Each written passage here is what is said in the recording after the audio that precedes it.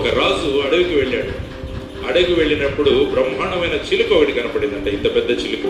ఆ చిలుకను తీసుకొచ్చాడు. బ్రహ్మాండంగా దానికి బాదము, జీడిపప్పు, పిస్తాలు అన్ని తినిపించడం మొదలుపెట్టాడు. దానికి ఏముంది, హాయిగా కంఫర్టబుల్గా ఉంది లైఫ్.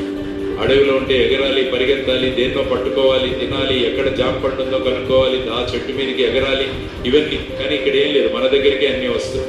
ఒక వారం తర్వాత రాజు తన కిటికీ తెరిస్తే ఇది బ్రహ్మాండంగా ఎగురుతూ ఉంటుందేమో అనుకుంటే అది అక్కడే కూర్చుంది. అడవిలో బ్రహ్మాండంగా ఎగిరింది, ఇక్కడేంటి ఇలా కూర్చుందని చెప్పేసి చాలా బాధపడి ఒక ప్రకటన వేస్తాడు. ఈ చిలుకను ఎవరైనా ఎగిరేటట్టు చేస్తే వాడికి బొమ్మ తినిస్తాను అని చాలా మంది వచ్చి ప్రయత్నించారు, కానీ అది ఎగరట్లేదు. ఫైనల్గా ఒక రైతు వస్తాడు. రైతు ఒక గొడ్డలి తీసుకొని వచ్చి అది ఏ కొమ్మ మీద కూర్చుందో ఆ కొమ్మను కట్ చేసేస్తాడు, అది వెంటనే ఎగురుతుంది. కాబట్టి మనం కూడా లక్ష్య సాధనలో ముందుకు వెళ్ళాలంటే కంఫర్ట్ జోన్ నుంచి బయటపడాలి.